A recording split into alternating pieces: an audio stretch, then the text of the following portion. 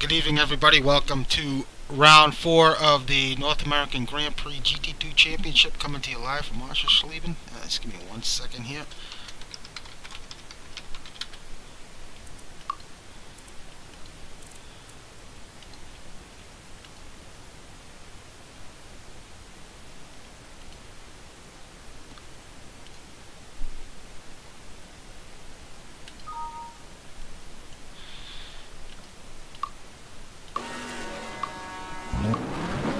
Alright, there we go, Brad. Do you copy? I got you, Al.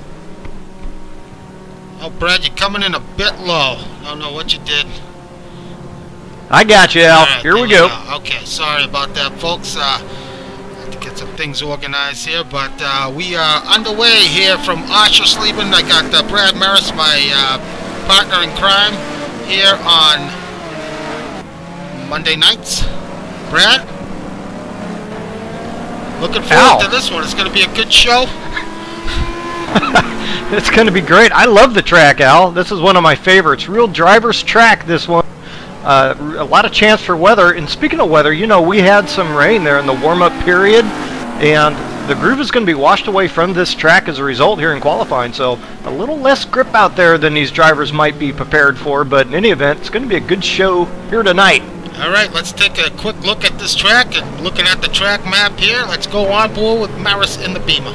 Beginning our lap here at Oschesleben in the BMW. First up, a left-right-hand complex. Pretty difficult, tricky braking point. Can get yourself in trouble by going too deep in there. Need to be very patient here. Get on the throttle just as soon as you possibly can on exit to maximize your exit speed. Coming down some of these short chutes, brake right there at about where the corner worker is. Again, very early on the power here. So you need the car to rotate very well through these corners. If you expect to get some good speed, it'll be 4th or 5th gear through most of the guys through here. Don't want to spend too much time on the brake, just feathering the throttle, trying to get the thing to turn. Very slow entry into this corner here, but need to get on the power very quickly once again. The chicane here, curbs very tough. You take too much of them, you're going to be in trouble. Lots of patience.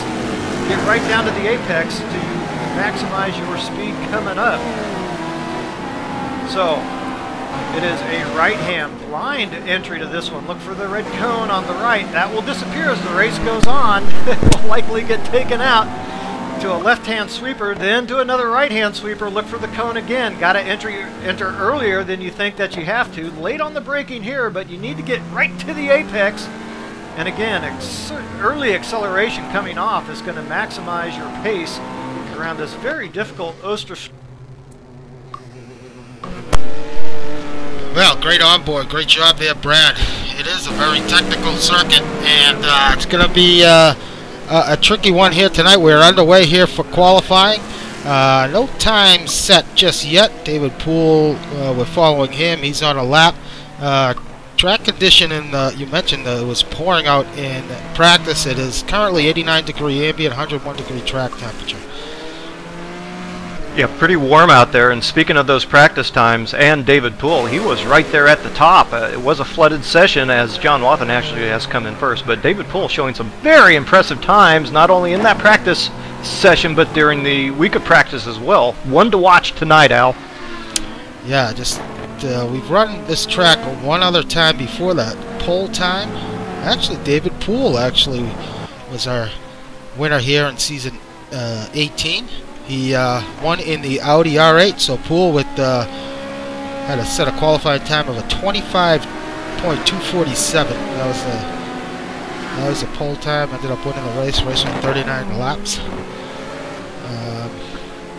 I believe, if I recall correctly, that race might have gotten a bit wet or damp. I don't recall, but at any event, this track is this location is notorious for inclement weather, so the guys should be prepared for that. Hopefully they are, as we're following around Salem.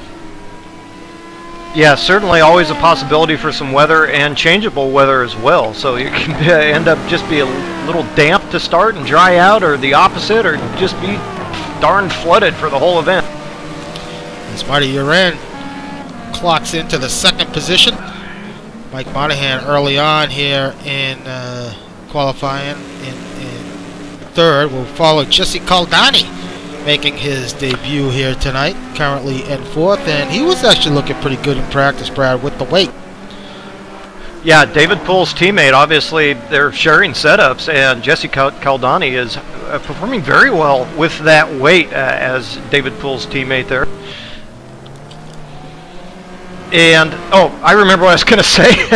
Qualifying pretty darn important here, Al. It is pretty tough to pass around this place, really.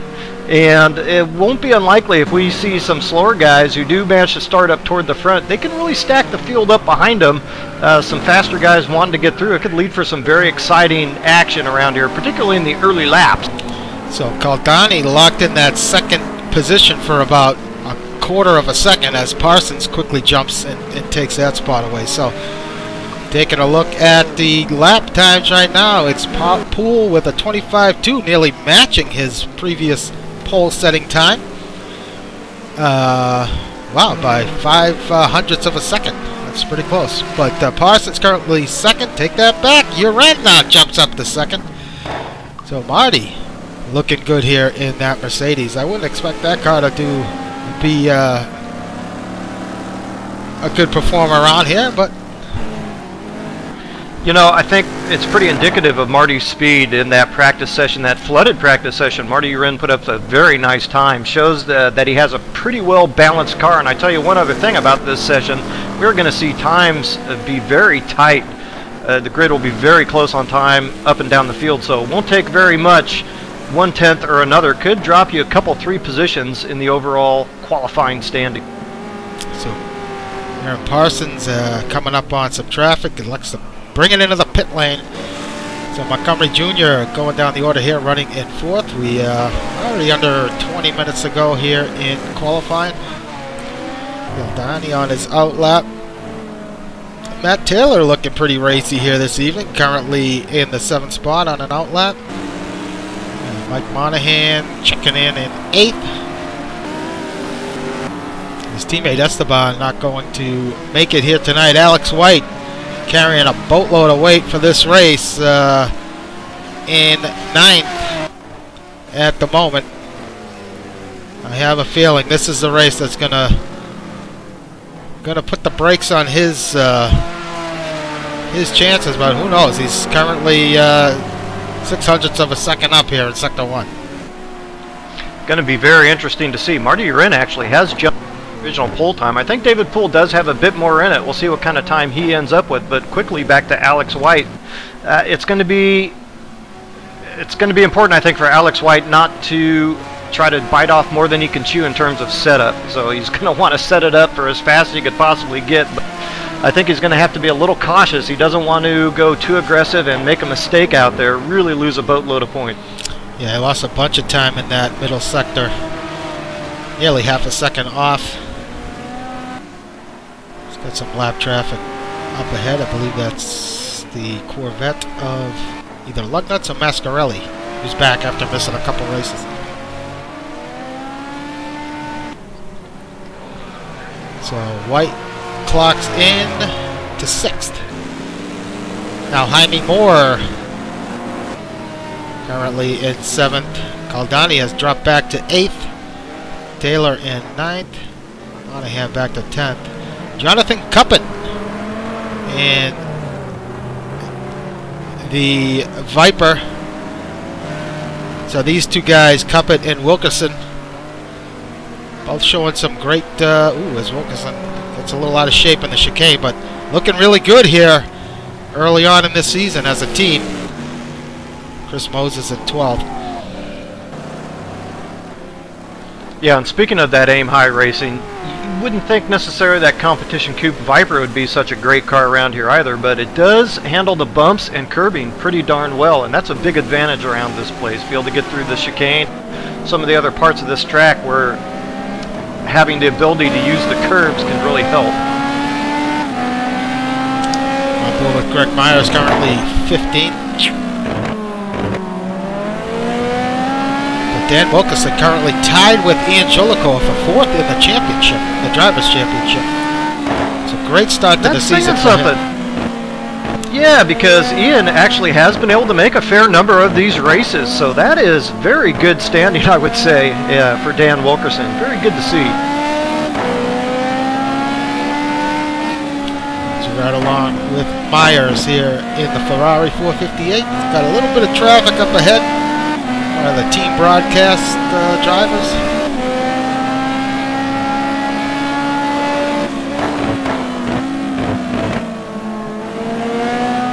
Okay, just 6/10 off in the second sector. Ooh, a little too much throttle there. Takes it off. So Mike Trussler on an outlap, currently 16th. A great night for those. Trussler and Alex Scott last week, finishing, I believe they both finished in the top 10. 9th and 10th.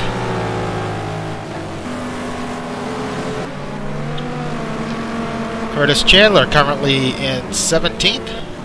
Rodrigo Triana languishing back a little bit in 18th. A little surprised to see him back there. John Houston in 19th. Houston, looks like he's having a hard time coming to grips with this track here tonight. Something tells me he'll figure it out. Improve on that 20th position. John Watson currently 21st. Let's see if Watson can improve here. Should be a decent time for Watson. Yeah, moves up to 16th. Monroy, 22nd. Kevin Miller back at 23rd. And Dan Wilkerson running in 24th. So Wilkerson has yet to put up a... Ooh, as he has a hard time, he takes it off. Jack Ivey back at 25th. His teammate Ken Rodriguez running in 26th here. Got just under 15 minutes to go. Actually 14 minutes. Christian Hout, 27th. Followed by Lugnuts, Story, Greatrix. And Lou is in the pit lane. So Bentancur serving no call. So David Poole back up on top here with a 24.8. Marty Uren holding on to that second position. Does not improve. Oh, Caldani has improved now. He's up to 3rd. So, nice showing here for Jesse after that. He didn't race last season. Had a bit of a layoff. Raced, I believe, the season before. Had some moments of brilliance. Had a couple tough races, if I recall. But you know, man, let's just say that his... Yeah, absolutely. Let's just say that his racecraft, perhaps, he wasn't quite experienced as maybe some of the other drivers are in the field here, but he did have a couple very nice finishes in that full season that he raced, and I believe this is his first race this season. So good to see him. He's a younger guy, so plenty of time for improvement here. It'd be nice to see him run some more full seasons. Yeah, we'll definitely keep our eye on him tonight as Alex White nearly a second off in that second sector.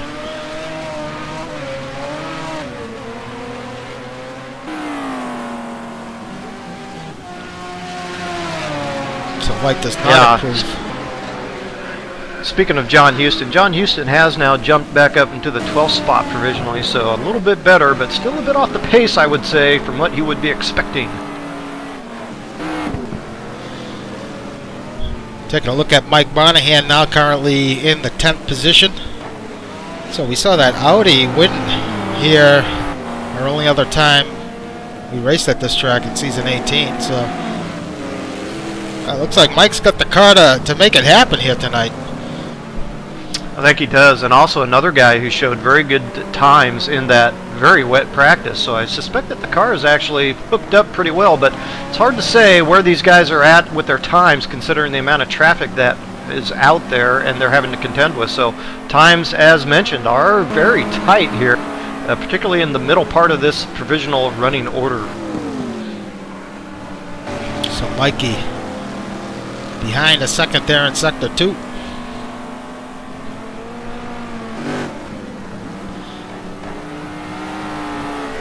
Complete this lap. We'll see where he ends up.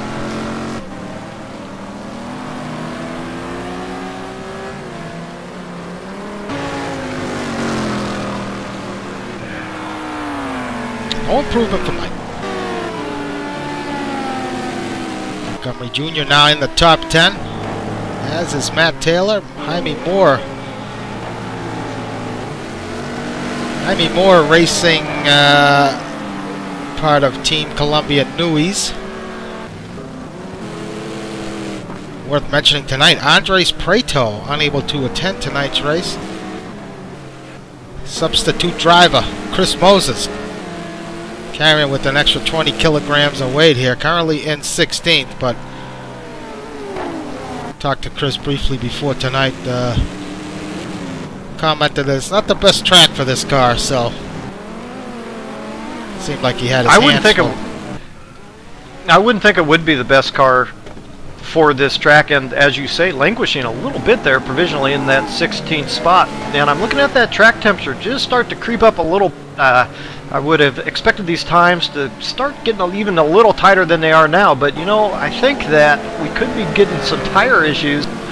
It's important to be very aggressive in the last sector around this place, and particularly on the last turn. You got to be really aggressive on the braking there, and I suspect that these guys are we're having a lot of offs there in that last corner as the tires really get hot and lose some adhesion.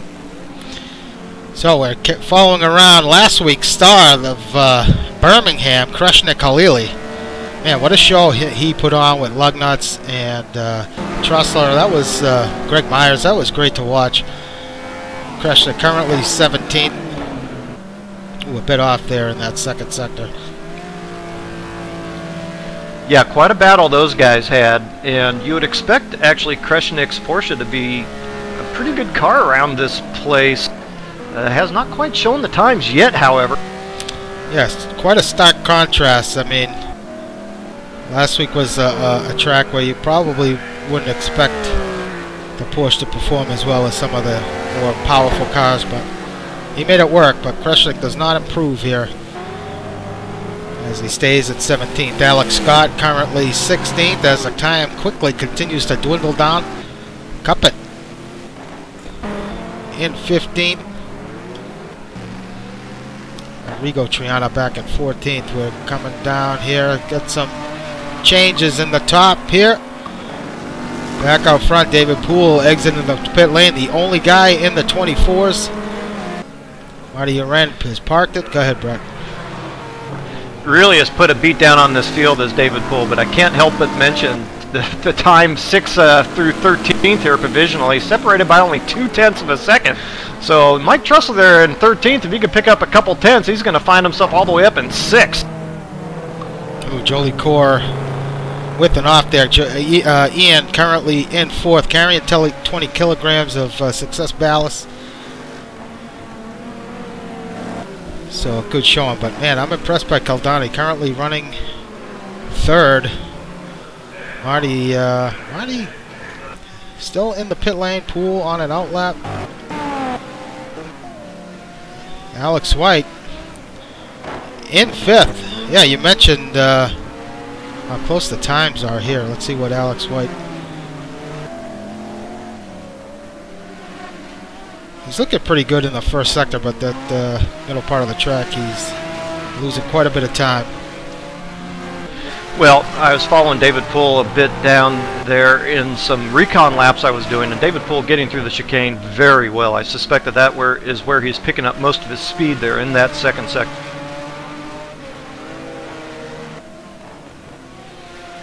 So further back, Salem has improved now. He's currently up to 6th. Houston now to 7th. Parsons carrying 40 kilograms. His teammate out in front of him. Parsons back in 8th. Parsons currently 2nd in the championship. Door with him.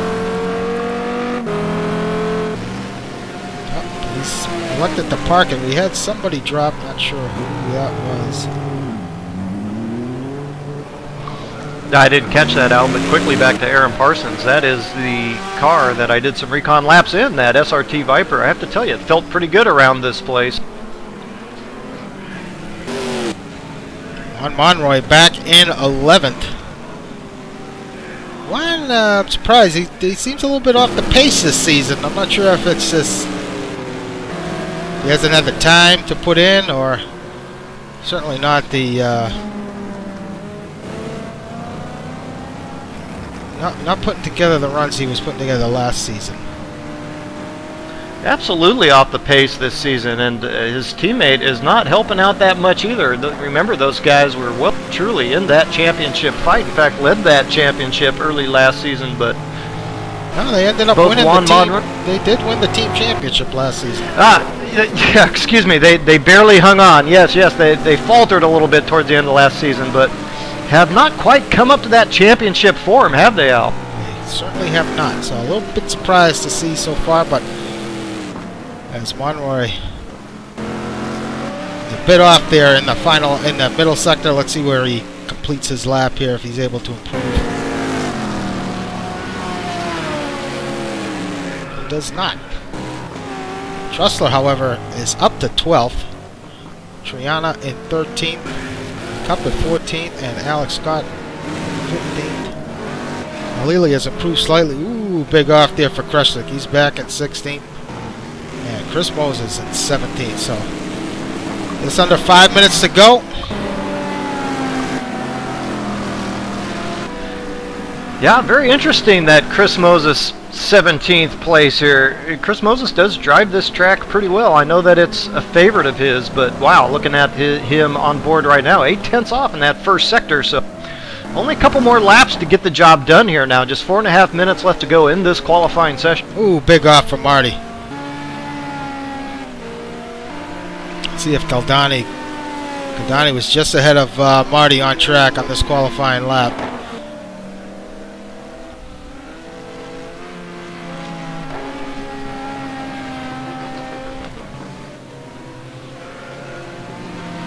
What a coup it would be if they could make it a 05 Motorsports 1-2.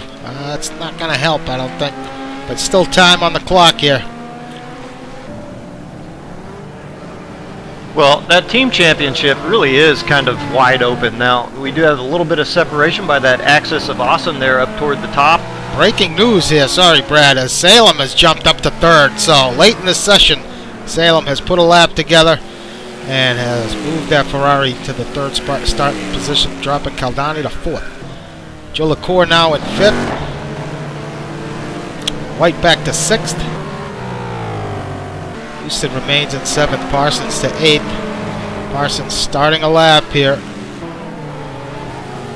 Remy Moore is into the top 10, and Matt Taylor as well, currently in 10th. Now, Aaron Parsons is Alex White's main championship rival at this point, so Aaron Parsons is not going to be happy if Alex White does happen to out-qualify him, particularly with a lot more winner's weight ballast on board. Not going to be happy if you're in Mr. Parsons' camp.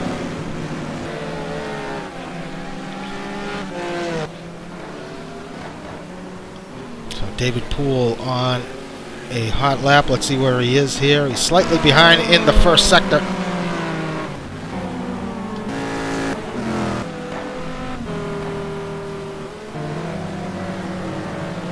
Yeah, David Poel just crushing the field there in that second sector. Pretty amazing the kind of time that he is able to put down through that sector. That car looks very good over through the chicane. Yeah, and you wouldn't necessarily think that. The Gumpert is not particularly great over the curbing. It's not bad, but he has really maximized the mechanical grip on that thing. It's a very critical corner, of course, in that second sector, but, you know, I suspect the car also gets through this little last bit here in the third sector. Also hugely critical for an overall lap time. Yeah, he's a bit off there in the second sector. Should have enough time to get another lap in if he's got enough fuel and tires. Does not improve. So Marty takes it off. Parsons now has jumped up to third. Wow, what a lap.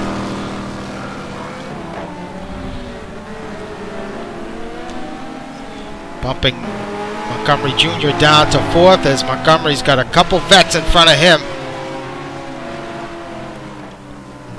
That's not going to help the cause there for Salem. It looks like those guys are also on a lap, so Donnie now back to fifth. Sorry, Brad.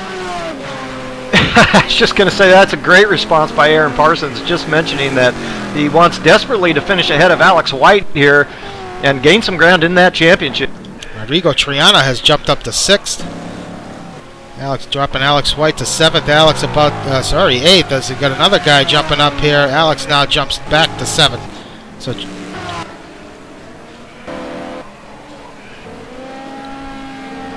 ooh, David Poel, it looks like had some lap traffic. Well, I don't think he has much to worry about, Al. He's a second clear of the field. Nobody else is going to touch him. So I'd say job well done for David Poel.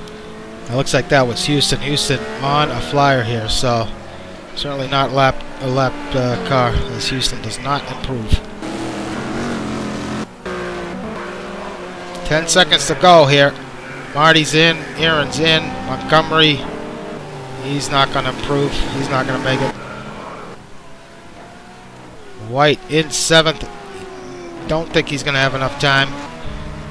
Ian in the tire barrier.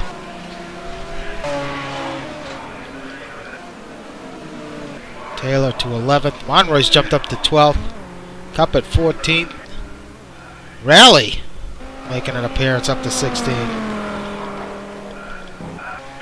See if Alex White's going to get this in.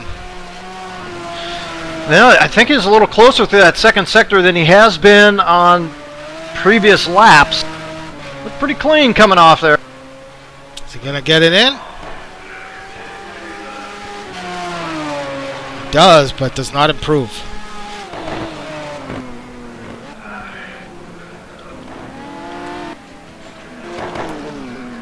So I think that's going to do it here, Brad. Yeah, John Houston is coming on to the start-finish straight now, but I can't imagine he's going to have time to get that in. No. Yeah, wow. So David Poel just laying a smackdown on the field. Now, David Poel, a good performer. Not the first guy you think of when you think of hot laps, at least not for a while. He has had his share of pole positions, but it's been a while since we've seen him up there. Congratulations to David Poel. I think the field's in some serious trouble tonight. Yeah, if you're looking back, the last time he ran here, he got pole over Rich Roman by only just under 1/10 of a second. And tonight, he's got the field covered by about a second. So, quite a dominating performance, as it looks like Mike Monahan was the person who got dropped, and he is back in. So, good to see Mikey back in the server here tonight. That's too bad. Boy, the guy had shown such great speed, too. So another blow for that team. They have suffered some pretty bad luck here to begin this season. So while we wait here for the some latecomers to join up, don't know if they will or will not. Let's take a quick look at the standings here tonight in GT2. We talked about Alex White and Parsons, their battle, but Alex White leading right now after 3 rounds, 70 points total. He's got a 14-point gap over Parsons in second, who's got 56. Preto in third. Preto with 47 points. However, he is not able to attend tonight, so he has recruited Chris Moses to drive for him. And we mentioned Dan Wilkerson and Ian Jolicoeur tied for 4th with 32 points. So really great to see Wilkerson up there in the standings. In the team classifications, we got Axis of Awesome. That's Alex White and Matt Taylor leading the way with 90 points. T-Brock Dam Bam GT2, they're in second with 86 points, only 4 points back. Team Columbia Newies, that's Preto and Jaime Moore. They are in third with 58. Kung Fu Racing, Joe LaCour and Marty Uren in fourth with 51. And Aim High Racing, Cuppet and Wilkerson with 42. They're in fifth. Yeah, Aim High just was over by that Kung Fu Racing. They had not the best outing at the Birmingham event last week, but I look at right now are those the duo of T-Brock Dam Bam, Aaron Parsons and John Houston there taking over that 3rd and 9th spot. Have a chance to do some damage to that Axis of Awesome team tonight. Yeah, they certainly do, and I think Kung Fu Racing has an opportunity to make up some significant ground here as well. Marty starting second and Joe LaCour back in eighth. Get the feeling Ian may work his way through the field. So it's going to be an interesting night. Kung Fu Racing, let's not forget, they've won a number of team championships. So they had a way of getting it done in the past. I think they could do it again. So just have to keep our eye on them as well. Yeah, even with teammate Ian Jolicoeur having his schedule, well, can't make all the races, of course. They do a very good job generally with getting substitutes and making sure that that team does stay in the points. Pretty amazing. And you're right. Yeah, I was just going to mention, I just quickly glanced down, 2 through 16 separated by a second. Pretty amazing. Yeah, and exactly what we talked about. And you know what? That is going to translate exactly to the race as well. So it's always going to be about staying out of trouble. Any contact out there is really going to give some big separation to guys in front. And the guys that get caught out by that are going to be real close in speed to the to any drivers that escape after any mayhem. So really critical here on this very difficult circuit to stay out of trouble. I just want to throw out a congratulations real quick to Sam Rolfe, who earned his first ever top 10 finish in GT1 at in NAGP actually. Finished 8th last Thursday at Adelaide, so big congratulations to him while we had some time. Absolutely well earned too. I mean, he put the practice in, he had a good car for the circuit. You still have to go out there and race, and what a tough circuit that Adelaide track is. So big congratulations from this co-host as well. I just also thank you, Brad, for filling in for Chris last week. Not too shabby of a job yourself, finishing second. Really appreciate that. Well, happy to help out, Al. So we had a fun time there in the Panos, and look forward to, if we get the chance to do it again, be more than happy to help out again. So those of you, if you're new to the broadcast, you can go to NorthAmericanGP.com. Right at the top there, you can click on the GT2 live timing, follow your favorite driver. If you're watching the broadcast on Twitch, on the Twitch site, just click on the banner there. It'll take you to the timing. Should mention also we're on Facebook. Just search North American Grand Prix, and also Twitter at North American GP.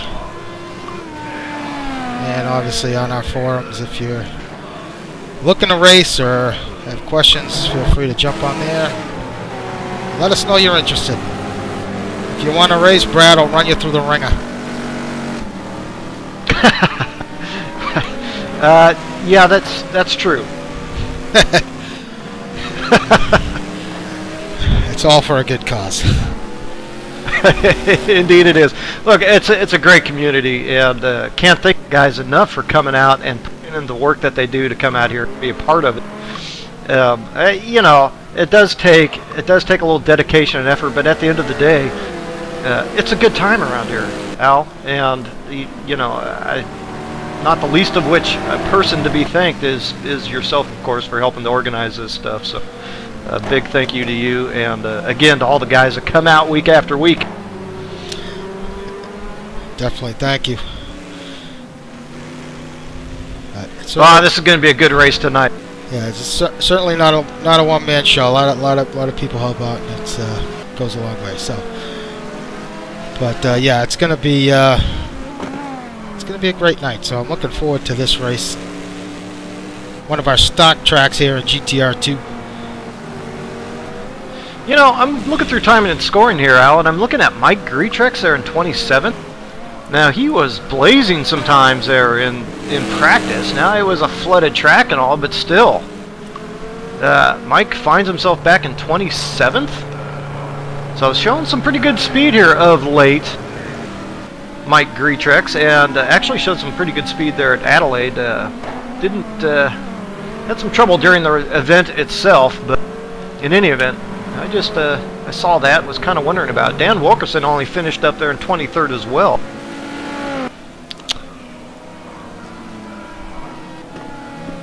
Yeah, so we got about a minute left here to go in the warm-up.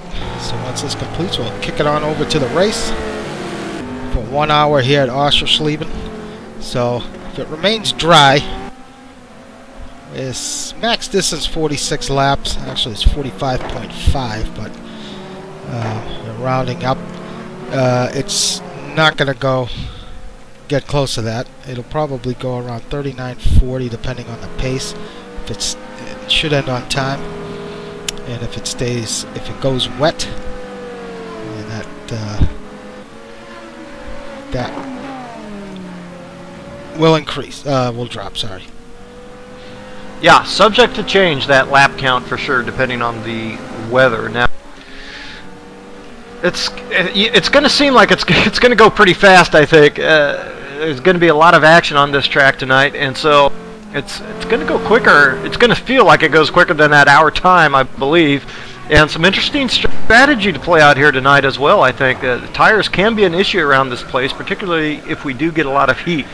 So it's also a very difficult track really to drive extremely consistent at. So we can see some wildly varying times from any given driver lap to lap. So it's an interesting test around this place tonight. I'm really looking forward to getting the green flag. Well, you mentioned how important qualifying is here. Well, to note, last time we raced here, the top 3 qualifiers finished 1, 2, and 3 in the race. So I did not know that, Al. Very interesting. Biggest mover was Tiago Canola, who started 26th, finished 4th. And Palacio started 5th. Double stint. Yes, Palacio started 5th, finished 5th. So looks more and more like qualifying is going to play a huge role. So, a dry track. So good news for these guys. 94-degree track temp, 85-degree ambient. So it looks like a good night. Good night for racing here at Oschesleben. So let's run down the starting order from first. David Poel, Marty Uren second, Aaron Parsons third, Montgomery Jr. fourth, Caldani starting 5th.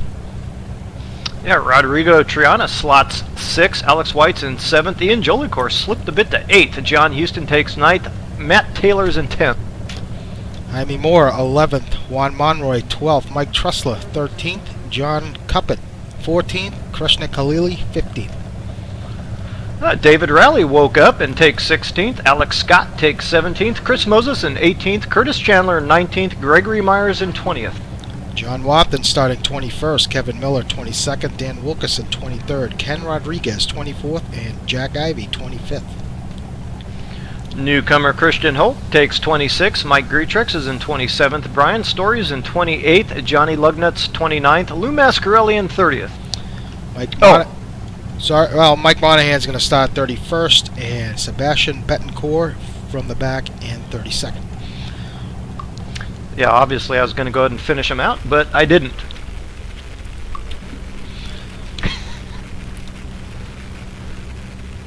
So, it looks like it's going to be David Poel's race to lose here. I mean, if he can carry that pace over from qualifying into the race, it's going to be tough to catch. It could come down to pit strategy too for some of these guys, but well, the start's all important, of course. You never know. Marty Uren, if he gets a jump here and forces David Poel into a mistake early, then all bets are off, and that really goes for the rest of the field here. Turn 1 complex, all important, Al. Yeah, let's hope these guys keep it together here at Oschesleben. About to go green for round 4. Great start from Poel. Marty Uren a little slow to react there. That's going to give Triano a run there. Fortunate start for Montgomery Jr. Looks like he got cut out a little bit as Montgomery takes it off into the gravel. Not sure if he got help there.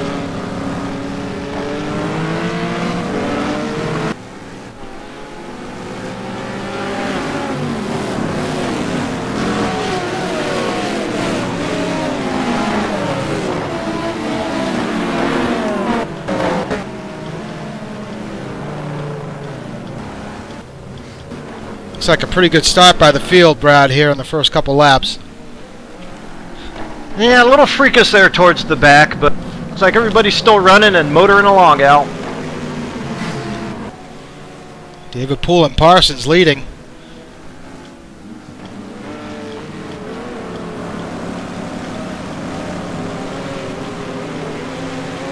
Yeah, that's an important start for David Poel. He gets the opportunity now to get out and set the pace, look after the tires, and look forward to a good finish.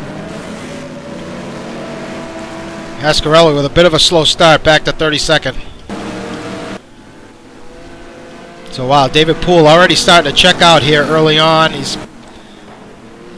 Parsons doing what he can to hang on to the back of Poel, but Poel is really starting to gap him a little bit here. Uren cut out, back to third after that slow start. Triana, though, however, made a great start, took advantage and moved, jumped up to fourth.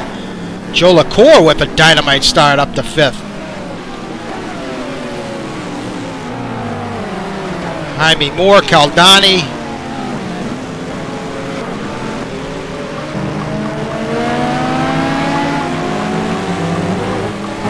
Yeah, and it looks like Caldani did end up losing a few spots, quickly falling under pressure as well. Yeah, Jaime Moore making the move on Caldani.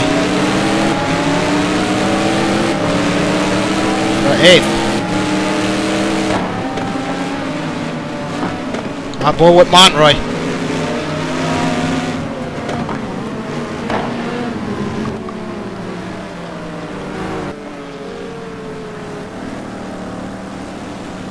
White up to 8th.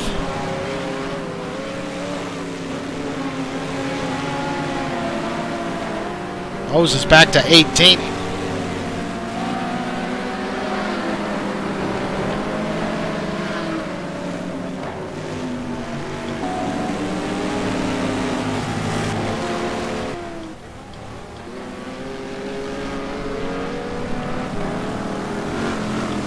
Take a look at Poel. Poel to gap Parsons. That gap is approaching a second. Yeah, and you would expect to see that gap open given the type of lap times we saw for David Poel, but the guy that I think is smiling right now toward the front is Aaron Parsons. Aaron Parsons did manage to get out front Marty Uren, and that's going to help his cause here, trying to gain points on Alex White, continuing to be a little buried here toward the top of the pack. Tell you what, who had a great start was John Houston. Now John Houston trying to hang on to the back of Joe LaCour. Joe LaCour put a little bit of pressure on Rodrigo Triana.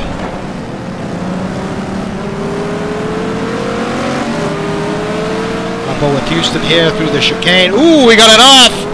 Ooh, Parsons. Parsons with a big off. Drops back to 8th. It's probably going to be 9th. Yep, he loses a spot to Caldani. Wow. What a mistake there by Parsons. Yeah. Not sure if he got help there, but... Yeah, so rare to see. You wouldn't expect that he had too much help. It looked like he had a pretty good gap between him and Uren and David Poel, so very interesting to see there. Big mistake by Aaron Parsons now, having work to do to get back by Alex White.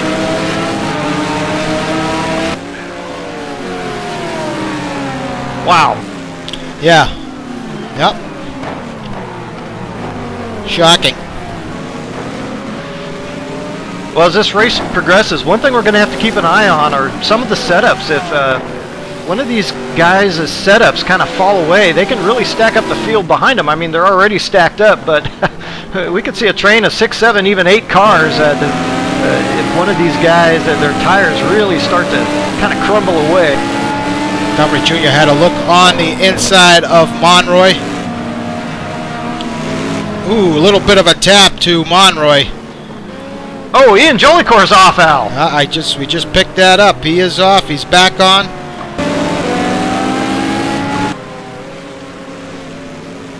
Looks like, no doubt Montgomery's got pace over Monroy, but... Yeah, I didn't get the opportunity to see what happened to Salem Montgomery Jr. Of course, he started farther up than 11. Oh, he ain't going to get that done. Oh, nope. Very optimistic move there by Salem Montgomery Jr. Tough, tough corner. So that's going to drop him back to 17th. So I kind of saw that one coming. It's such a test of patience around this place. Very difficult to get a pass. Really, turn one is your very best opportunity. So Salem Montgomery Jr. just not willing to be as patient as he should have been, I don't think. Well, with Halili into the first turn one, turn two complex. I believe that's Cuppet up ahead of him with Jolicoeur, who's rejoined in 12th after that off.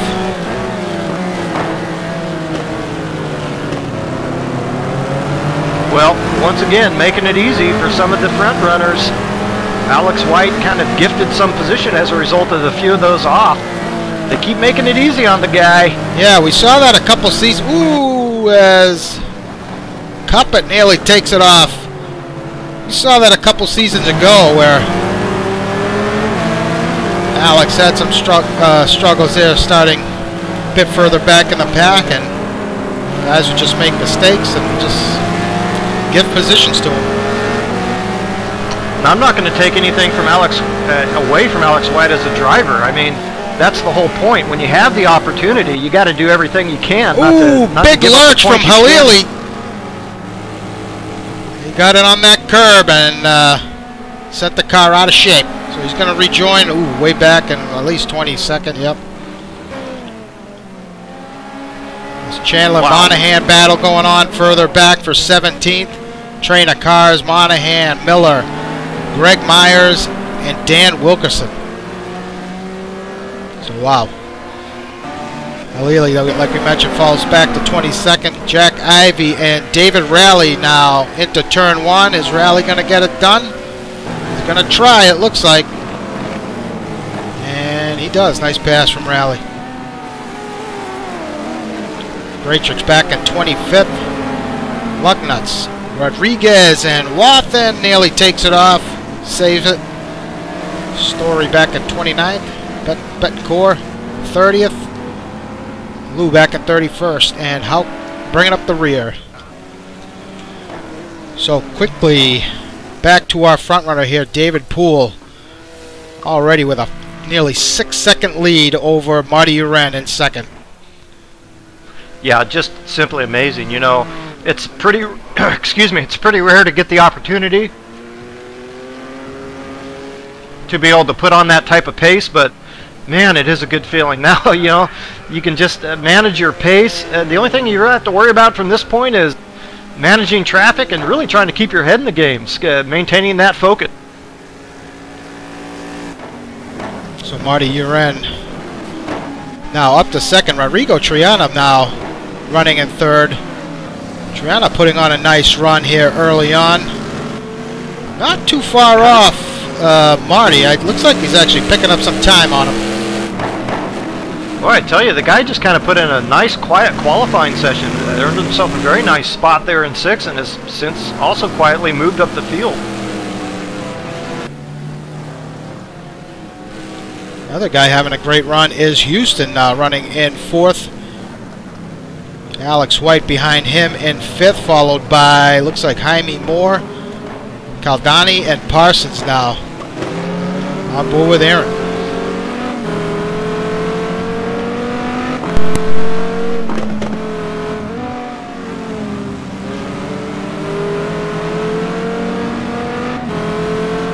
Yeah, a little surprising. I haven't seen Aaron Parsons make a little bit more of a push here toward Jesse Caldani. Has not quite been able to make any type of moves yet. In fact, has slipped off his bumper just a little bit.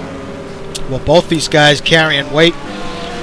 Aaron carrying 40 kilograms of success ballast, while Caldani, who's carrying weight for missing the first 3 races. So I think Caldani actually had some pace. He probably didn't put the ultimate lap together he could have in qualifying, but I think he's got the pace to match Aaron.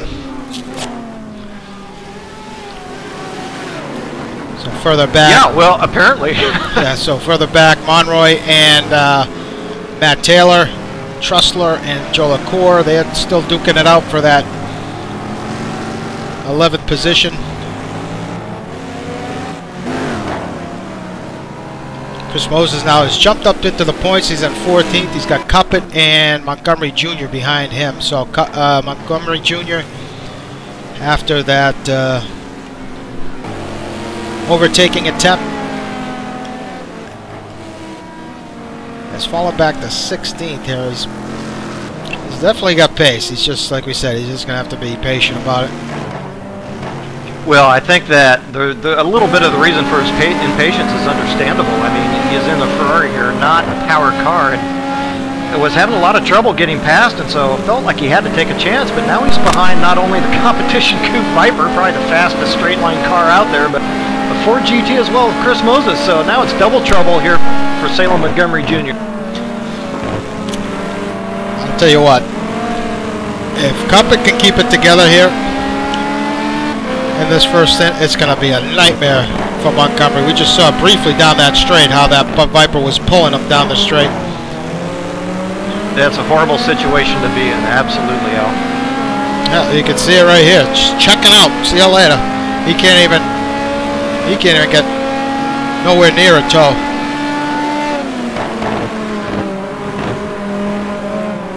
You see how quickly he closes up. Yeah, see how quickly he closes up on the braking here, and then yep, a little early on the throttle, but gonzo down the straights.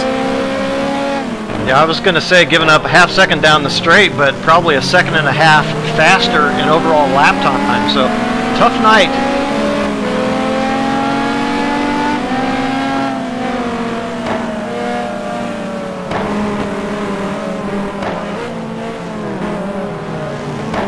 A bit of a slide there from Cuppet. Is he going to open the door? That's just what Montgomery needed. So he made it easy on him. So Montgomery takes that position away, moves up to 15th. That's exactly the way you do it, Al. It's so difficult to wait for that opportunity. So take a look further back. Monahan in 17th. Myers up to 18th. Kevin Miller. This battle is still quite stretched out a little bit here as Kurt Chandler and Dan Wilkerson having a tussle here for that 20th position. Ooh, Kurt takes it a bit wide. Ooh, Dan gets it done. Barely. I think Kurt realized he lost that position and gave it up. Well, these positions are pretty important for Dan Wilkerson. Let's not forget his overall championship standing. So out of the points currently, Dan Wilkerson will really need to put his head down and figure out a way to sneak into the points here before this event is over. Last time we caught up with David Rowley, he made a nice pass on Jack Ivey. Oh, and is he going to save it? He does. Ooh, as Khalili muscles his way by Ivy. That opens the door for Rowley to get by, and Ivy drops back to 24th. Meanwhile, Grachuk's running at 25th. Lofton looks like he's going to pocket. I was just going to say, not quite sure what he's doing, but looks like he gave up that position to Betancourt and Rodriguez. Out back at 30th, Mascarelli in 31st, and Lugnutz is out of the race. So back out front with our leader. Gap is now 8 seconds. Marty Uren has started to gap Triana behind in third. So Marty, things go the way they're going now. It's going to be a quiet night for both Marty and Poel as these two guys have separated themselves from the rest David of the Poel, field. no surprise that gap opening up there, but I am actually pretty darn impressed with Marty Uren. Now, Marty Uren, they're in the mid-26s, but in the mid-26s, lap after lap after lap, very consistent run here for Marty Uren.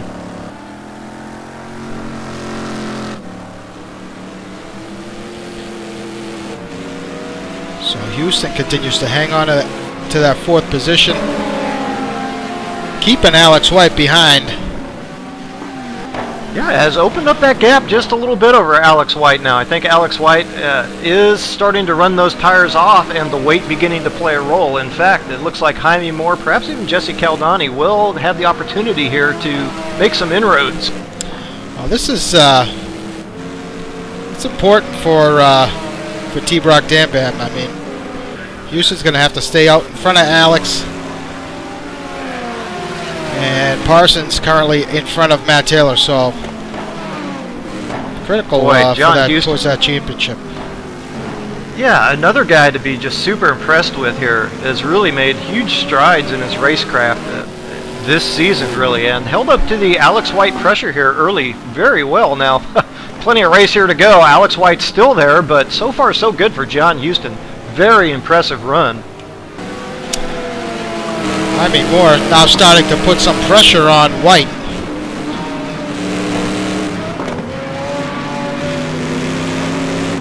Yeah, and as mentioned, I don't think it's going to take too much longer for Jesse Caldani and Aaron Parsons to catch up. So this is a circumstance of a guy running off his tires and starting to bunch a few drivers up behind.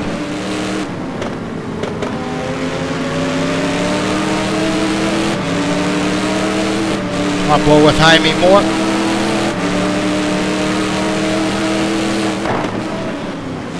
We should see guys elect to pit around 19, 20, something around there. Currently working lap 12.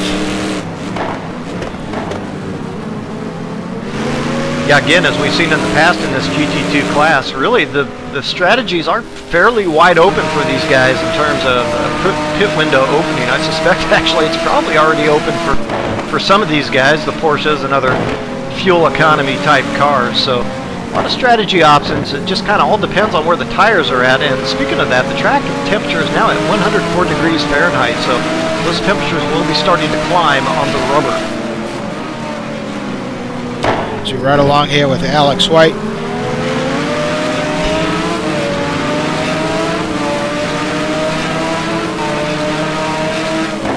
Right, looking to force Houston into a mistake, but so far that's not happening. It's Houston doing a great job keeping White behind.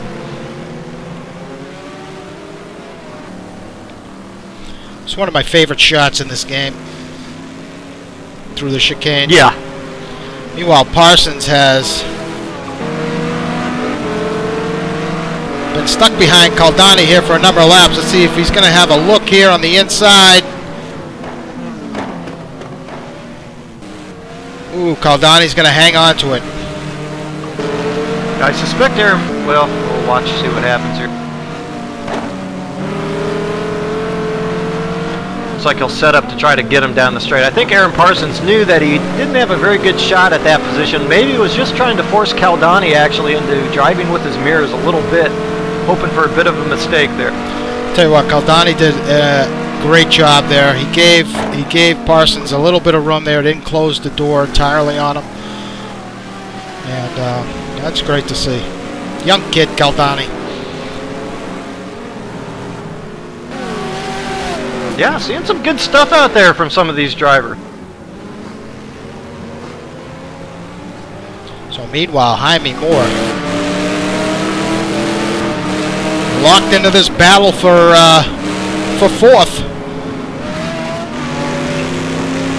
Yeah, John Houston could really take advantage of that. It's important now for John Houston really to be careful on those tires, make sure he doesn't make a mistake, because that pressure put on Alex White by Jaime Moore will slow those two down, allow him a bit of an escape route perhaps.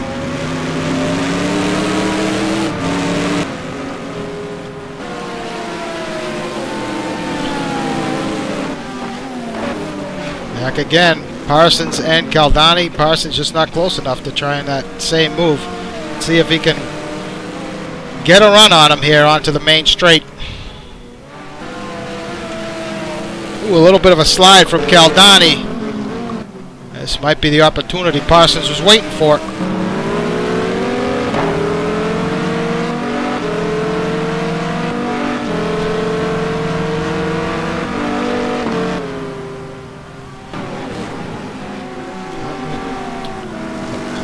Just not close enough. This Viper that that Parsons is in. Does not quite have the legs the competition coupe does. Totally different car. Yeah, indeed. It's no slouch. It's got plenty of straight line speed. Yeah, different animal.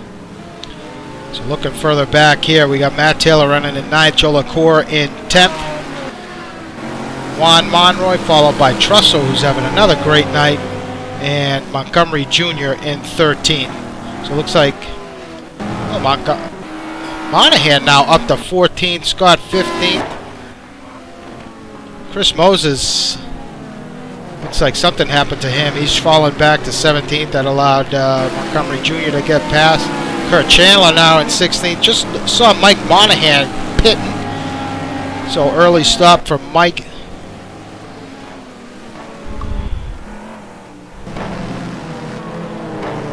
Greg Myers now up to 18th. Wilkerson 19th.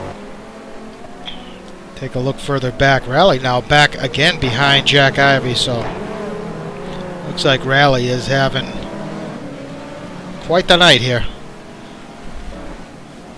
Cuppett also has fallen back into 22nd. Greatrix is in 23rd. He's got Betancourt behind him, so those guys having a fight for 23rd. And Christian Hulk there as well. Kreshnik Khalili, not sure if he's pitted or not. He's back in 26th. Wathen slow, he's in 27th.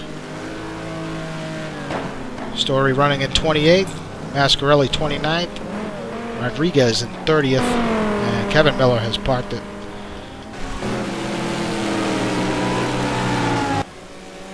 So, as we look at our front runner here, the gap is 9 seconds between David Poel and Marty. Rodrigo Triana in 3rd. And this battle for 4th continues between Houston, White, Moore, and Caldani and Parsons now involved. Quickly approaching these guys up ahead of them on track. So yeah, that quite the battle continues shaping up here. Yeah, it's going to be interesting how these pit sequences work themselves out. Yeah, very important pit stops coming up with these guys running so close for some of these top positions. Now, I've been watching the gap. David Poel 2, Marty Urin. I tell you, that gap has stabilized. The field lap times in general have gone up, so definitely some tire wear issues out there. And boy, electing to stop early could gain you some valuable track time over some fellow competitors out there, should they choose to do so. I actually noticed that as well, Brad. I was a little surprised. I thought the gap would be a bit higher than it was the last time we checked. I think it was 6 seconds. But it certainly has stabilized a bit. Ooh, as these guys come up on some lap traffic, I think that's Lou Mascarelli, so hopefully Lou does the right thing here and gets out of the way of these guys.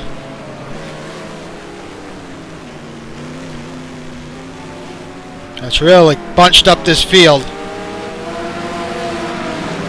Yeah, it's worth watching with great interest here the next lap or two. Yeah, Lou just needs to pull it over here. Yeah, looks like he's gonna do that, it seems. Ooh, as White makes a mistake. Moore gets by Houston. Caldani's looking at a run on Houston now for 5th. Is he going to get it done? No. Wow, nice battle here. I think Houston might have had a little bit of mistake on that entrance onto the main straight. Might have caught White off guard. But big benefactor there was Jaime Moore. Jumps up a position. As Houston now looking on the inside of Moore. Now Caldani makes a bit of a mistake. Wow, frantic action here late in this first stint.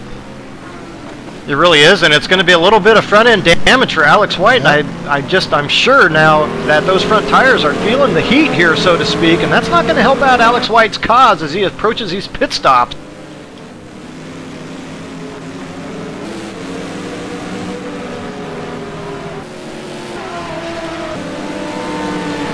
Wow, these guys putting Chris Moses a lap down. Who would have thought? Yeah, no doubt. I think Chris may have pitted already. I'm not too sure of that. You know, I'm watching that gap continue to kind of come down just ever so slightly between David Poel and Marty Duran. Parsons in the pit, sorry. No, it's okay. I suspect that David Poel might just be managing the gap, but I'm wondering now if he isn't suffering some tire degradation himself. That can be a problem there on that Gumpert. Triana in from third.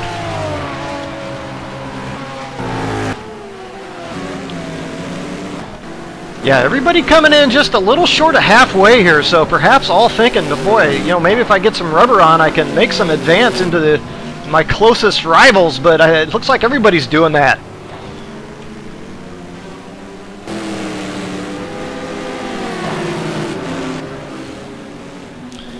So it looks like Houston may have made another slight mistake as he's fallen back a bit from Moore, which has allowed Caldani to close up on Houston. Right on board with Caldani here.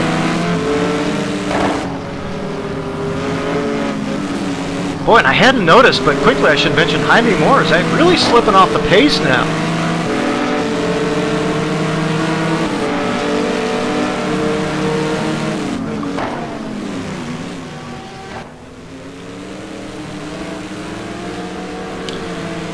Be interesting here. I'd see if Houston decides to pit. His teammate pitted the lap before.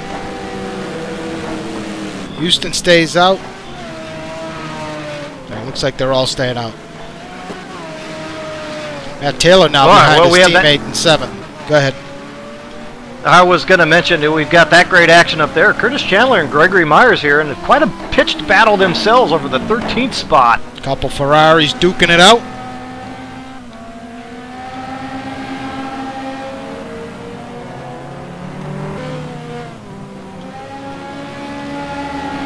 Yeah, something happened further back, allowed these two to gain a few positions here. So, as Greg looks like he's got a run on Kurt going into one.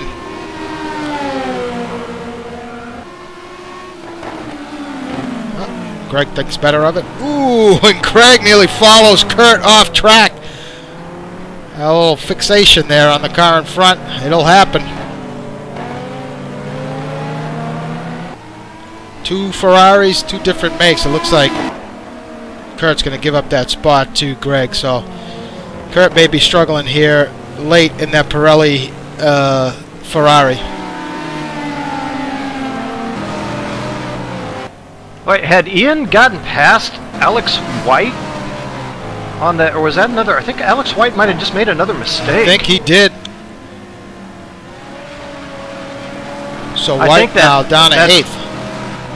That front end damage really is catching him out here. He has some pretty significant damage and has lost quite a bit of aero grip, I think, at the front here, and he is in. And so is Ian.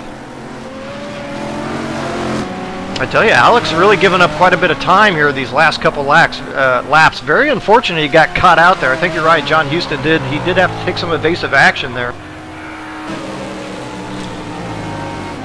Trussler Taylor has stayed out. Caldani and Caldani looking on the inside of Houston. These guys got some lap traffic up ahead of Houston. I think now might be a good time for Houston to bring it in next time around. I would think so. Rather than lose time, get serviced and get back out.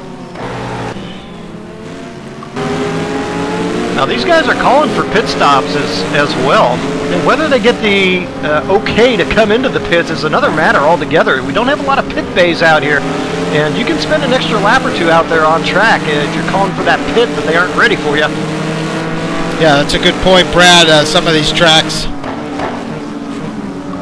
have limited numbers of pit bays, so every time David Poel into the pits. Poel's in. So some of these guys out here could be sharing pit bays as Caldani. Oh, Houston is in. Wow. Dicey pit entrance there for Houston. You know, some time can be made up on this pit entrance. It's kind of tricky. I so noticed, you can't take it over the limit, but I noticed White made up quite a bit of time on the entrance here. Jaime Moore is in. Poel is in. Caldani has stayed out. Marty now takes over the lead.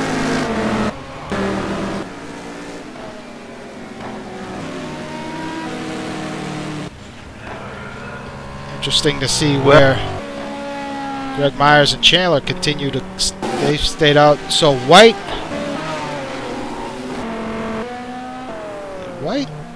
get out ahead of Ian. White has gone out,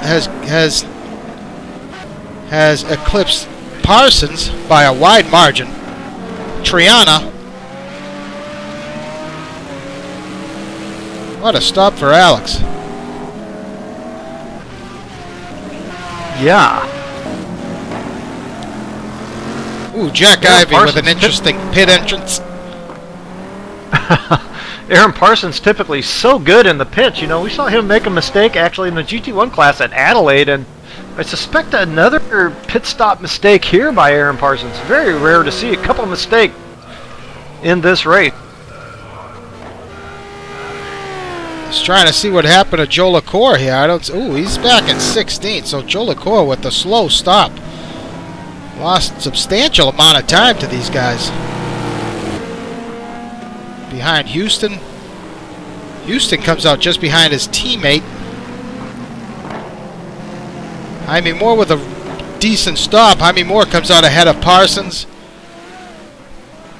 But something tells me Triana's got the may have the pace on Alex White here in this second stint.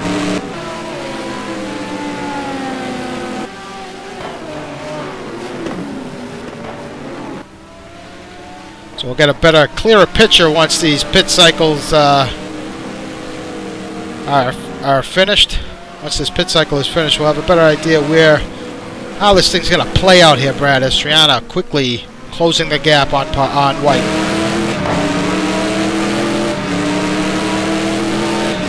Yeah, that was a ripping stop by Alex White. I don't know how he managed that, but that was really fast. Not sure if he may have elected not to repair his car, so it still has quite a bit of damage on the front and side, so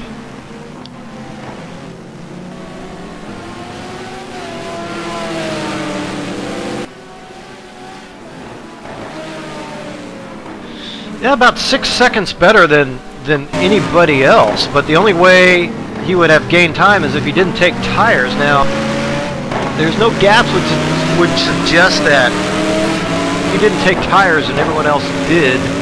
That's very interesting. Yeah, that could be the case. It could be double stinting as he makes a big mistake through the chicane there. That opens the door for Triana. So that could just be it. He probably did not take tires, and he may be regretting that right now. Well, boy, I don't know what's going on here. I can't hardly imagine anybody would double stint this race, but maybe that's the wave of the future in GT2. Maybe guys are, regardless of tire degradation, have found time by double stinting.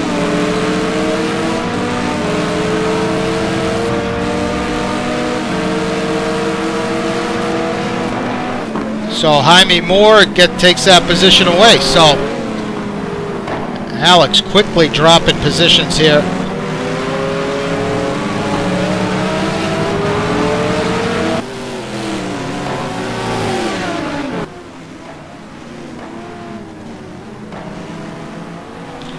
Well, I think we talked about the previous run here. I think Tiago did that, if I'm not mistaken. But that was in the Porsche. Tiago is from Mars. Yeah, that's so true. a whole different deal there with Tiago and his tire management and race strategy. Everything was kind of geared around double stinting. I'm trying to figure out what's going on here. I didn't bother to see if anybody went up on the jacks because I just assumed they'd be taking tires, but I could be wrong. So the two Viper teammates, T-Brock Damban, really putting the pressure on White here. It's going to be hard for him to hold these guys off. Yeah, I would think so. It was 8-second difference between Alex White and Aaron Parsons on pit stop. If these guys didn't take tires, one of them, you'd expect that gap to be more like 20 seconds. Parsons on the inside. It's not able to pull on him. Wow, these positions have really closed up here mid-pack. Ooh, as one of the Corvettes has a bit of a moment. That is for position, so I wonder if Alex Scott has double stinted as well, because I believe he has come in. So you may want to look at his times there, Brad. Alex Scott has definitely double stinted. Now that it's clear that he has double stinted given the times, the pit times.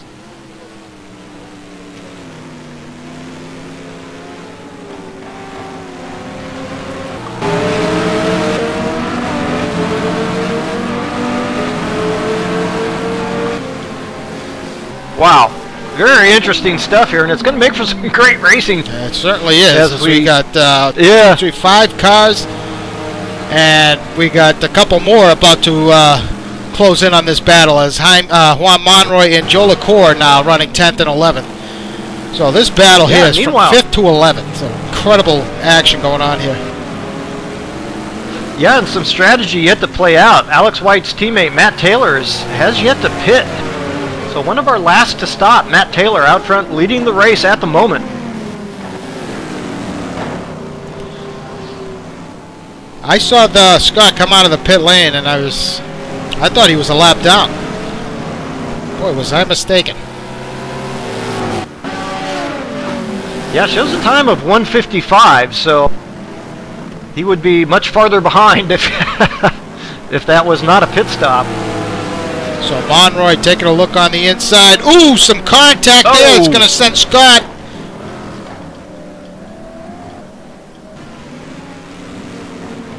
So Scott rejoins. It looks like he's got a little worse for wear there. So not the best move from Jaime Moore.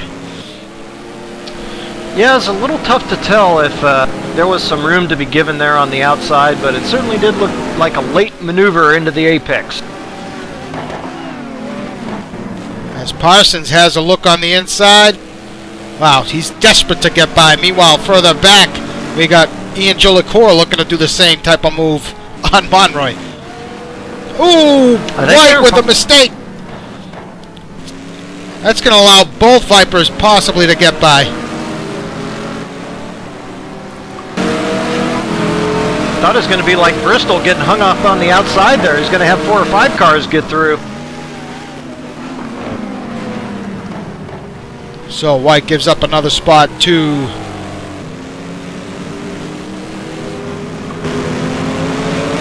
Parsons. Now he's got John Houston all over his tail, Monroy right behind them, and Joe LaCour involved in the mix right now also. I can only imagine what Joe LaCour's thinking right now. He loves this more than anything. Yeah, he sure does, and I got to think Aaron Parsons believes he has pace on Jaime Moore, so he was pretty desperate to get past, try to pick up that 5th spot from Jaime Moore. Monroy with the fake there on the inside.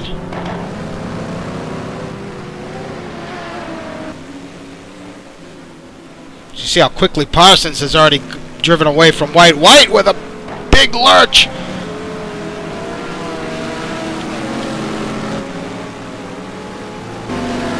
Joe LaCour now looking on the inside of Monroy. He's not going to be able to get that done.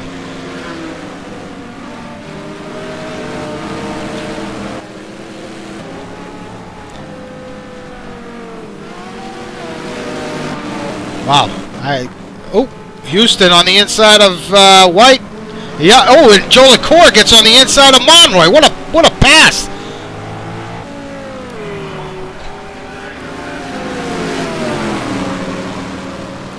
Monroy now looking on the inside of Joe LaCour.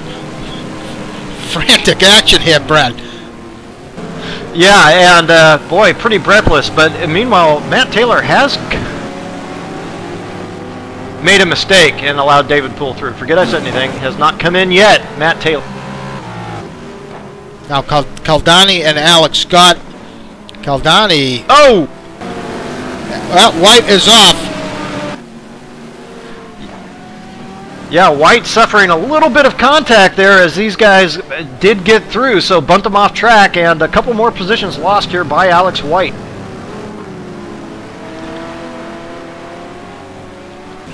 So White now back to 10th. Ooh, as Monroy. A little ugly going through that chicane.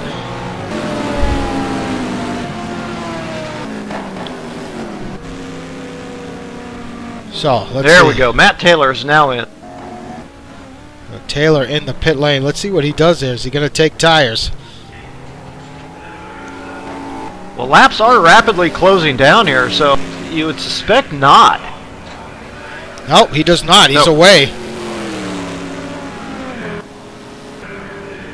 Let's see where he comes out. Will he come out ahead of his teammate? No, just behind.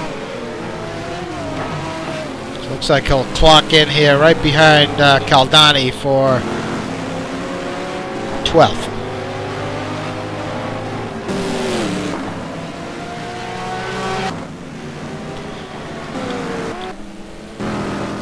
So, back out front here, running over order. Poel, Uren in second. Let's take a look at that gap real quick. The gap is 10 seconds. Poel over Caldani. Uren. Rodrigo Triana in third. Quiet run here in third. Pretty quiet for all the top three guys. Well, it is relatively quiet, but I can tell you now, Marty Uren is on a man on a mission now. If I'm not mistaken, he has put in the best lap of the race consistently in the very low 26s to David Poel's 26.5s. Marty Uren came out about 14 seconds behind David Poel's, picked up 3 seconds since. Now, David Poel, again, could just be managing that gap and being pretty cautious out there. Marty Uren, man on the mission at the moment.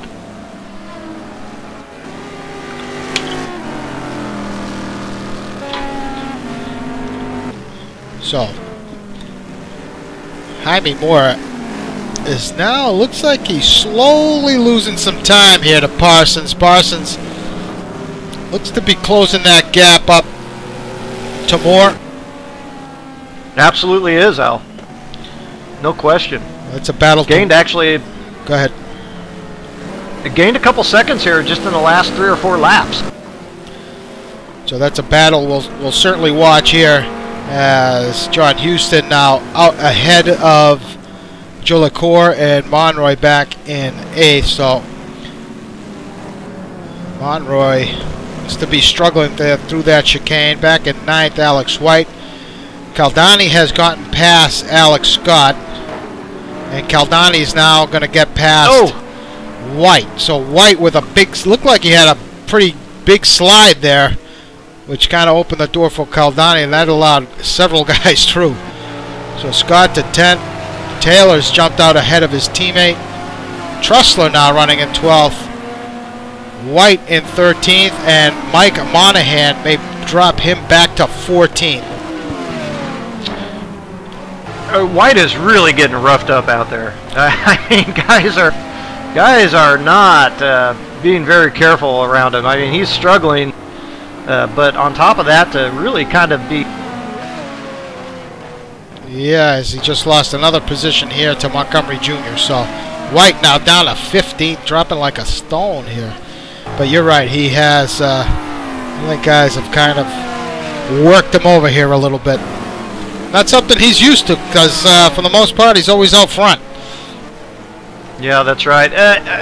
something odd is happening here. I don't know if Alex White maybe just changed one side of his tires. I think maybe he elected to just take front or rears. Has really thrown the balance off. Obviously did not repair that damage too, but whatever he did simply has not worked out. So, yeah, boy, rare to see, but you know what? It happens occasionally, and you just got to manage the race from here on out as good as you possibly. Yeah, he is. I think he's probably only taken front tires and has just completely destroyed the balance on the car.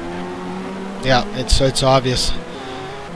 So meanwhile, Kreshnik Khalili now in the points, running in 16th as we cycle through the pits. Greg Myers 17th. Chris Moses back at 18th. Kurt Chandler in 19th. Dan Wilkerson running in 20th. His teammate Cuppett's 21st. So it looks like Aim High Racing may take a hit tonight in the points. Jack Ivey back in 22nd. His teammate Ken Rodriguez 23rd. He's got Mike Grachix right behind him in 24th. Christian Hauck back in 25th. And Sebastian Betancourt 26th. And that's your running order tonight. So David Poel puts Betancourt a lap down. Uren running in second, taking a look at the gap, is now back up to 11 seconds. We've run working lap 32, it looks like. Yeah, David Poel now back on the pace, back into the 25s. I had mentioned earlier Marty Uren had the best lap at a 26 flat, but that, of course, was not correct. David Poel owns that with a 25.5. So, I tell you, the battle I'm watching, Ian Jolicoeur has gotten past John Huston. I'm not sure if you caught that. You might have. I might have been looking elsewhere. But I'm really beginning to be impressed by Juan Monroy here. Now, he was buried back in the pack, and we had mentioned his struggles this season, but Juan Monroy has just kind of carefully picked his way up through this field tonight. So to run 8th is really quite a nice run for him, considering where he started and a few positions right in front of him to pick up here late, possibly, for Juan Monroy. Well, we're on board with Juan. Yeah, we did. We caught that pass late on Houston. I mean, Jolicoeur over Houston. But yeah, you're right. Monroy is quietly. Looks like it's going to be a pretty good night for Team Columbia. Vintage. Because Triana currently running in 3rd, his teammate in 8th. So they're going to pick up some pretty decent points here. Boy, what a shot in the arm for those guys too. So after we cataloged their struggles, and here they've said, well, okay, guys, we'll show you what's going on tonight. Well, this battle for 4th now between Parsons and Moore continues to wage on here as Parsons takes it a bit wide there, but he's going to lose a little bit of time. But this was shaping up to be a pretty good fight. But one thing I'm noticing about that Viper, it just doesn't have the legs. Even when he was up on that damaged Aston, he had a really hard time getting up alongside of that Aston of White. Yeah, the 40 kilos certainly hampering it, no doubt. And the Aston Martin, very good performer down the straight.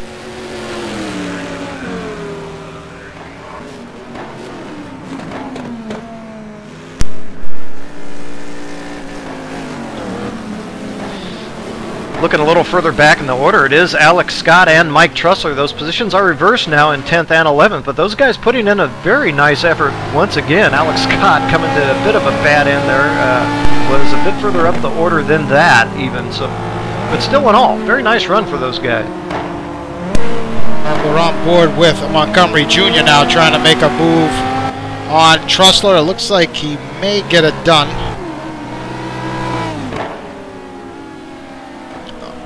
Nope. Montgomery loses it under braking. A little too much front bias, rear bias. I don't know. But that car doing some odd things there under braking.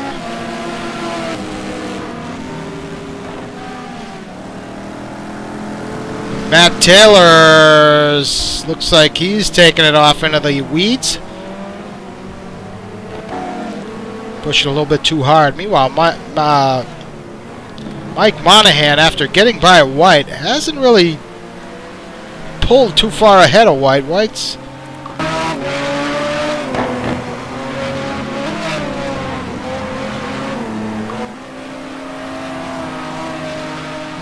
well, he's started to lose about a second, maybe a second off the Monahan. Well, boy, not too far back. I'm sorry, Brad, but not too far back from White there in the distance. Quickly closing up is Kreshnik Halili in the Porsche. Wouldn't that be something for Kreshnik to be able to get by White here late? Yeah, running almost similar lap times. I think Alex White is starting to get a feel for what the car's doing underneath him. But absolutely, I was going to mention, you know, we've got a few laps yet to run here. So Kreshnik Halili certainly is going to have a shot at Alex White. And the temperature continues to climb, so more tire troubles for these guys here now with 114 degrees Fahrenheit out on track. It's a hot one. Closest battle on track is this 1 for 4 between Parsons and Moore.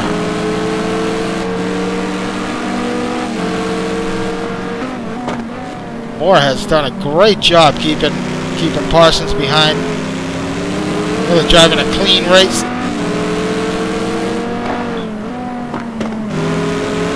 Yeah, he has.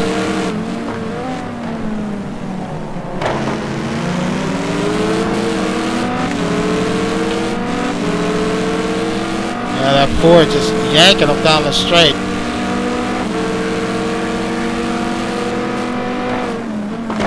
Yeah, I think it's gonna. It's gonna come down to a mistake from Moore in one of these corners in order for Parsons to get by. It's not gonna happen down the straight. It looks like.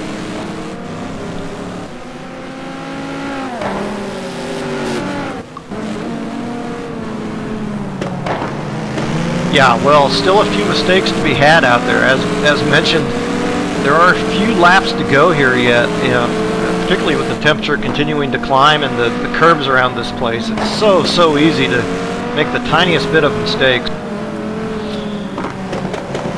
So if you just joined us, you're watching round 4 from Oschesleben, GT2. It's been a very entertaining race, Brad, I must say. Yeah, if you are just joining now, then you've missed a hell of a show.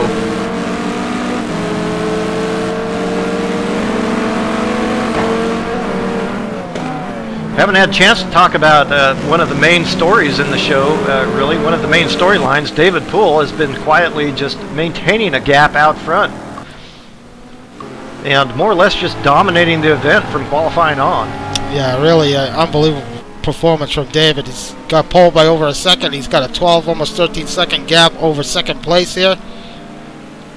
And yeah, it's just another great run for him here at Oschesleben. And same could be said for Marty. Marty also putting on a great show here, so nice to see Marty putting in a good clean run.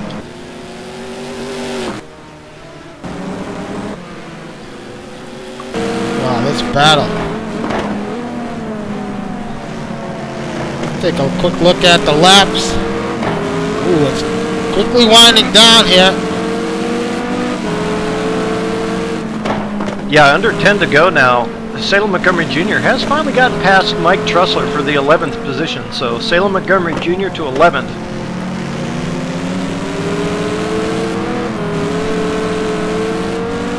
Working lap 36. It looks like we got about 5 minutes left in this race. This race actually could go 40 laps. And it looks like the pace is a little bit quicker than the last time he ran here, so we could get an extra lap in. So it'd be interesting to see what happens. I mean, some of these guys may have banked on 39 laps, and if they put enough fuel for that, we could see some guys run out of gas here late.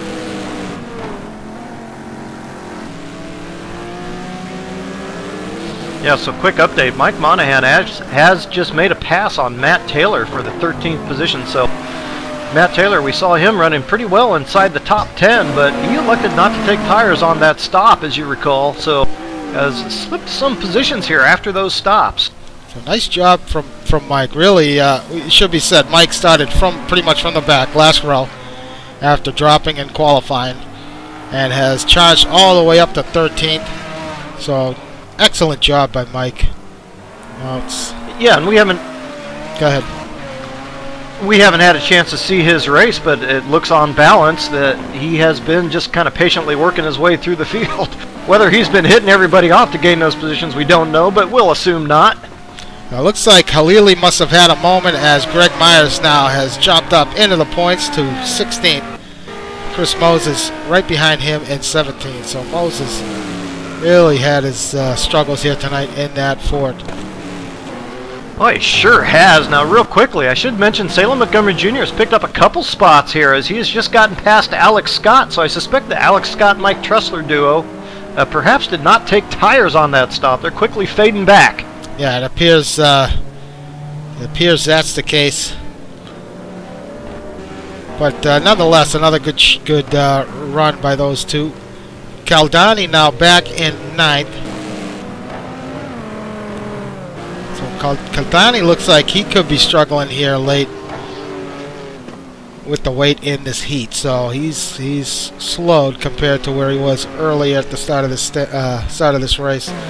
Meanwhile, Monroy and Houston, that gap's under a second. Parsons and Moore as well. So it's a Ford Viper battle for both of these T-Brock Dam Bam guys.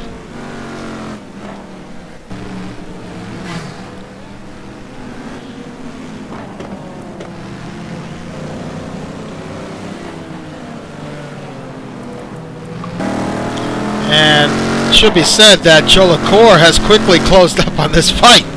So it's going to be a three-person battle for that 4th position. So Jolicoeur really put some laps together here late.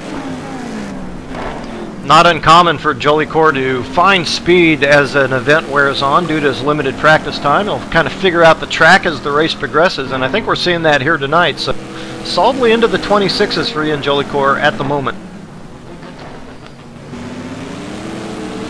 Yeah, he's quickly winding up, reeling these guys in. And it looks like he may have enough time to at least make a move on Parsons.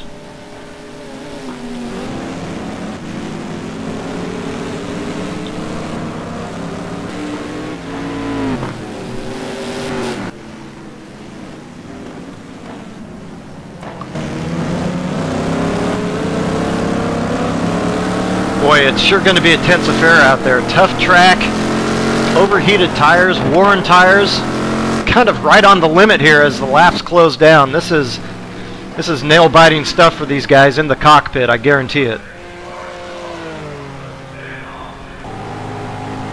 So working lap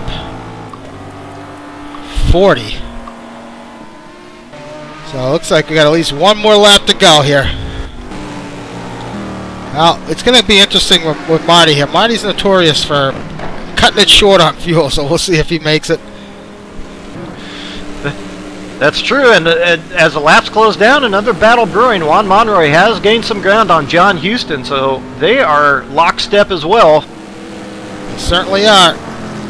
These guys are about to start lap 40.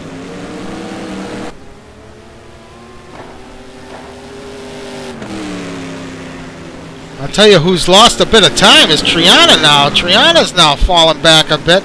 He might be close on fuel.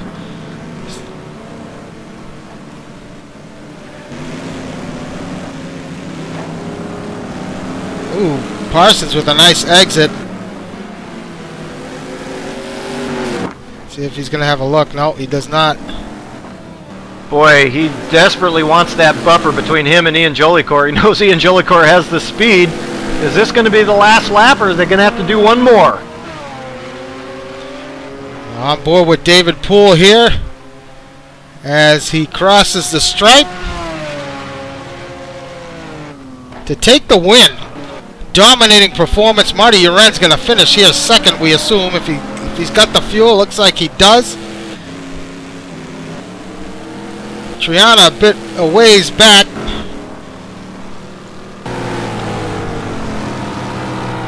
Doesn't look like Parsons has got enough time to get it done.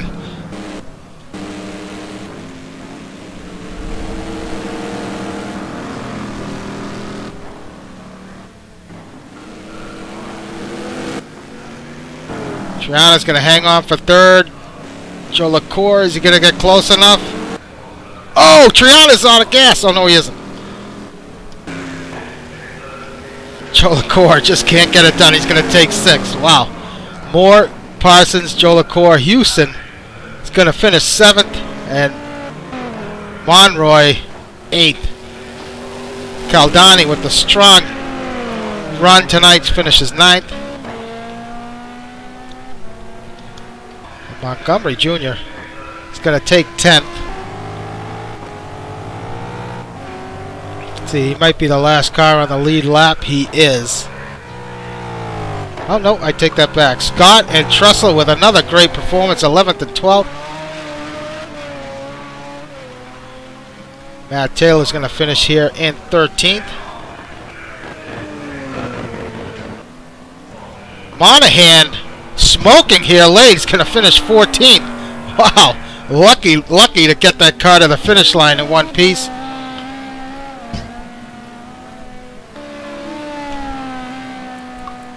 And I think that's it. Yep. Wow.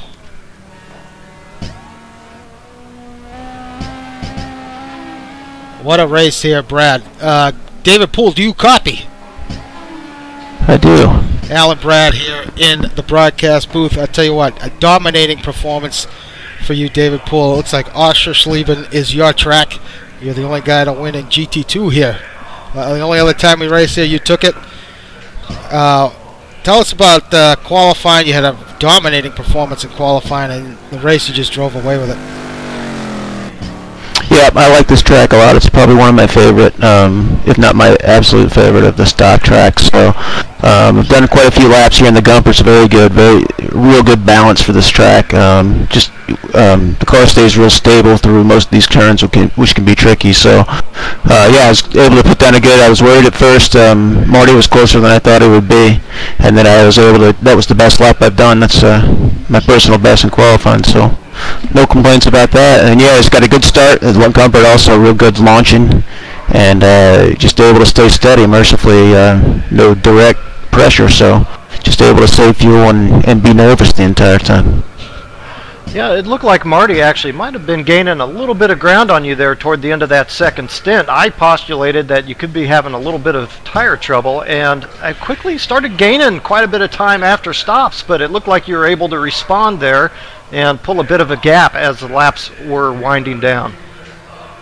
Yeah, and I was taking it a little bit easy. I just wanted to keep it over 10 seconds, and I lost quite a bit of time in some traffic. Nobody's fault, you know. It's just bad place at a bad time, and so I lost a couple seconds there. So I was able to just slowly, steadily pull it out. I was just trying not to panic, and you know, you get in that position, you're just nervous the whole time that something's going to happen. So you know, I was just trying to keep focused and just do steady laps the whole time. And I was surprised. Marty, really impressive that he was able to maintain the pace. This track is so hard on front tires, which is why I thought the Gumpert was going to be really good late in the stint, but he never really slowed that down that much. I was surprised. So he drove great. So speaking of tires, how did your car feel here late as the track heated up and the temperatures got really hot? Were you struggling a bit like some of these other guys? It got a little slippery at times. The biggest thing is if it got out of shape once, then it would, you know, then it really get them hot, and it can kind of continue for a little while. But in terms of balance, the car stayed really good. It's so hard on its rear tires normally, but this track is so hard on the front tires. It just kind of balanced itself out. So it was, yeah, the setup we had worked really well, and kudos to my nephew Jesse. He's back racing, and he did a great job too with 40 kilos on the car. Yeah, he had a good drive as well. That's what I was going to bring up next. Is really he showed a lot of pace there in the wet in practice, and a great qualifying run, and overall just a great job. We noted some of the, you know, he had some overtaking moves and some guys making some moves on him, and did a really nice job. So it's good to see, and nice. Yep, glad to hear it. So congratulations, Yep, Dave. indeed. Good luck next week at Monza, your favorite track. Yep. Yeah. Thanks, guys. All right, see ya. So Brad, great night tonight. Very entertaining race, and nice to see somebody step up here other than Alex White and Parsons to take a win here. You mentioned last week someone else has got to do it, and it was David Poole's night. Well, I think the race overall certainly lived up to the hype, and don't worry about Alex White. He'll be back.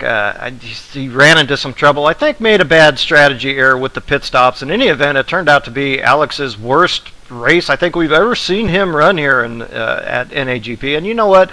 It happens. He'll bounce back stronger than ever next week. But as a result, our team and driver championship points have really been shaken up. So I want to make special note quickly to Salem Montgomery Jr. Of course, he ran into some trouble early, but really showed some very nice patience there over the course of the rest of the race and finished in the top 10. So nice comeback for him. Good race overall. We look forward to seeing more of it next week at Monza. We'll certainly have it there. Yeah, as Brad said, thanks everybody for tuning in. Next week we will be back next Monday from Monza. So round 5, it should be another entertaining race there. Monza usually makes for some great racing. So hopefully you guys can join us for that. Thursday night we'll be at Imola for GT1 at 9. So Jack Ivey and Ken Rodriguez will have all that action for you. So hopefully you can tune in for that. Until next week, thank you, Brad, and we'll see you guys soon.